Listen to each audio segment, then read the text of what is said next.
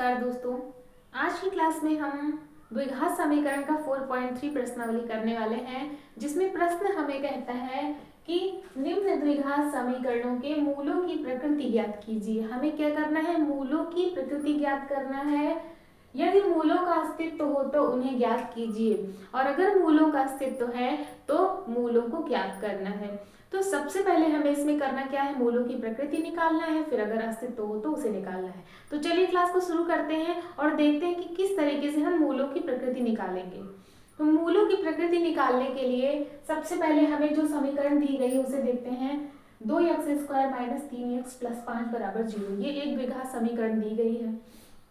अब इसे हमें देखना यह है कि क्या ये ax² plus bx plus c बराबर 0 के फॉर्म में है, क्योंकि द्विघात समीकरण का व्यापक रूप क्या होता है? यही होता है। तो इसे चेक करते हैं, तो देखते हैं ये x² है, फिर x वाला पद है, फिर कांस्टेंट है, तो इसका मतलब ये द्विघात समीकरण के व्यापक रूप में है। अब हमें करना ये है कि इस व्यापक रूप से इस द्विघात समीकरण को हमें क्या करना है? कंपेयर करना है। जब हम तुलना करेंगे तो हमें ए बी सी का मान मिलेगा। कैसे मिलेगा? देखिए x² का गुणांक यहाँ पर क्या है? a है, और यहाँ पर x² का गुणांक 2 है। इसका मतलब a का मान क्या हुआ? 2 हुआ। अब यहाँ से देखिए x का गुणांक है b, और इस समीकरण से x का गुणांक है -3, तो b का मान क्या हुआ? -3 हुआ। हम उसके चिन्ह के साथ लेंगे वैल्यू को। उसके बाद c है, और c की जगह पर क्या है? यहाँ 5 है, तो c का मान क्या हुआ? 5 हुआ। तो यहाँ से देखिए हमें a b c का मान मिला जब हमने इसे ax² plus bx plus c बराबर 0 से कंपेयर किया। अब हमें क्या करना है? अब हमें d निकालना है, जिसे हम हिंदी में विविक्त कर भी कहते हैं। इसका फॉर्मूला होता है विविक्त कर बराबर b² माइनस 4ac। अब हमें ए बी सी के मान को यहाँ पे रखना है और d का मान निकाल लेना है। ठीक है, जब d का मान हम निकालेंगे तो चलिए निकालते हैं। d बराबर क्या होगा? यहाँ से अगर हम b का मान रखें तो क्या होगा? b का मान है -3, उसका स्क्वायर हो जाएगा -4। a का मान यहाँ से क्या है? 2 है। c का मान क्या है? 5 है। रख दिया हमने। अब हमें क्या करना है? -3 का स्क्वायर करना है। तो जब -3 का स्क्वायर करेंगे तो 3 का वर्ग 9, और माइनस माइनस का वर्ग प्लस हो जाता है, तो प्लस हो जाएगा। यहाँ से -4 दूना 8 पंजे 40, और जब हमने 40 में से 9 को घटाया तो क्या हुआ? प्लस माइनस घट जाता है, तो आएगा 31, और चिन्ह लगेगा बड़ी संख्या का चिन्ह माइनस, तो क्या हो जाएगा? माइनस का 31। तो विविक्त कर d बराबर कितना आया? -31 आया। तो जब ये -31 आया है तो सबसे पहले 3 कंडीशन देखिए कि हम मूलों की प्रकृति जब निकालेंगे तो हम कैसे जानें कि आने पर क्या प्रकृति होती है। देखिए हम d निकालेंगे। मूलों की प्रकृति निकालने के लिए हम हमेशा d यानी कि विविक्त कर निकालेंगे। अगर विविक्त कर d बराबर 0 होता है तो क्या होगा? मूल बराबर होंगे। ठीक है, ये तो है पहली। दूसरी कंडीशन है, अगर d बराबर होगा पॉजिटिव कोई भी संख्या, यानी कि 1 2 3 अप टू पॉजिटिव में कोई भी संख्या अगर आती है तो मूल वास्तविक होंगे। क्या होंगे? वास्तविक होंगे। और अब तीसरी कंडीशन है, अगर d जो है वो निगेटिव की कोई भी संख्या है, जैसे कि यहाँ पे आ रहा है d बराबर -31 निगेटिव है, तो निगेटिव कोई भी संख्या अगर आएगी तो क्या होगा? मूल काल्पनिक होंगे। ठीक है, ये 3 कंडीशन है।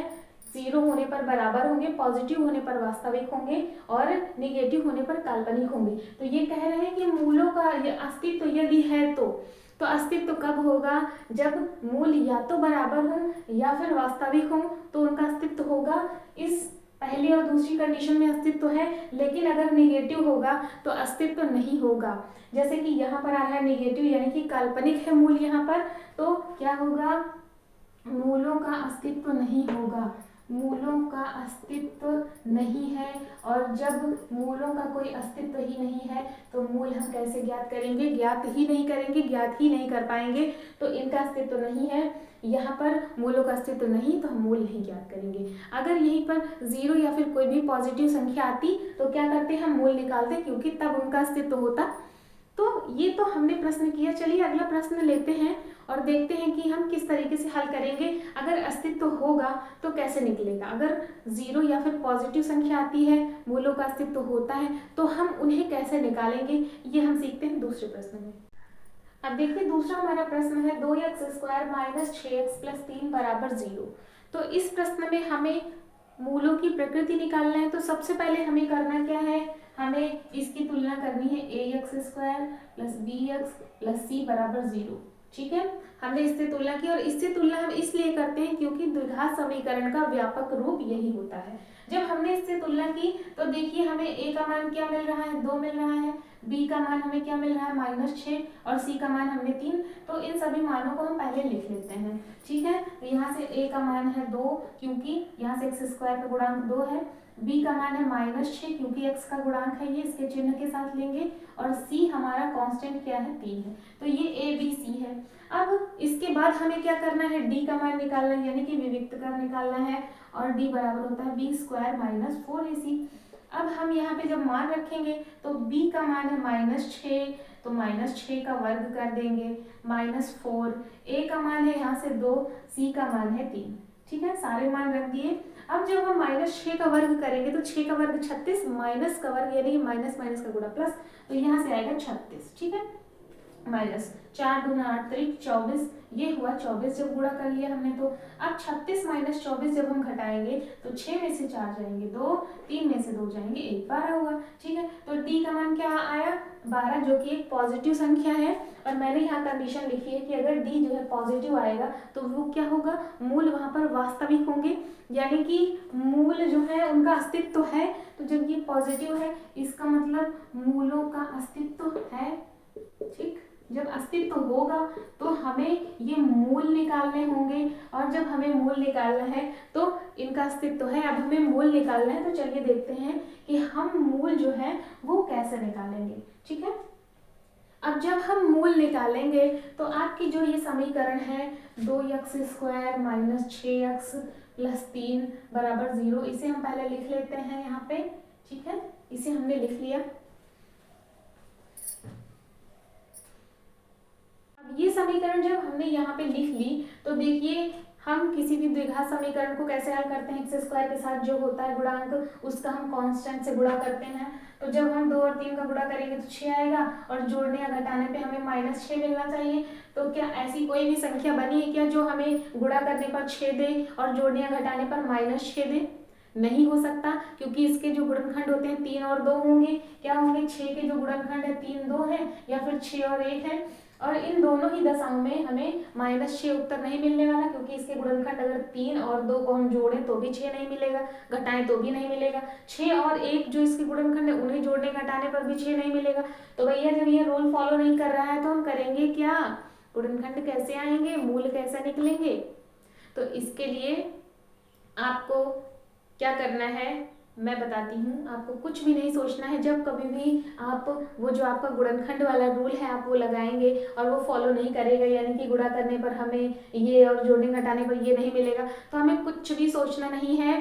ठीक है, हमें करना क्या है, हमें श्रीधराचार्य विधि लगानी है। हमें क्या करना है, हमें श्रीधराचार्य विधि लगानी है।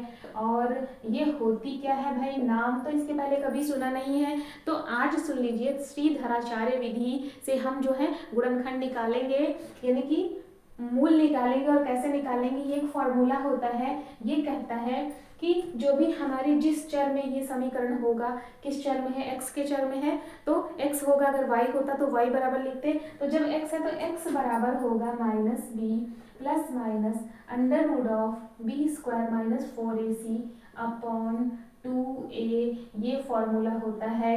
श्रीधराचार्य ये कहता है कि हमें जो है क्या करना है, इस विधि से हमें हल करना है। ठीक, जब वो विधि नहीं फॉलो होगी तो चलिए देखते हैं इस विधि में क्या है। इस विधि में देखिए x बराबर है -b और b² माइनस 4ac अपॉन 2, यानी कि abc के मान को हमें इसमें रखना है।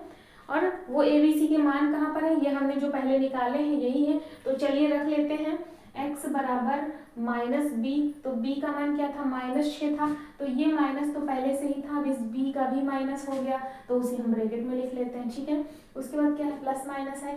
अब under root of b² - 4ac जब हम एक बार निकाल चुके हैं तो हम बार बार नहीं निकालेंगे, उसका मान हम यहीं से रख देंगे। ये b² - 4ac जब हमने निकाला तो क्या आया था, प्लस का 12 आया था, वो हम यहाँ लिख देंगे। ठीक, हमने लिख दिया b² - 4ac की जगह अपॉन 2।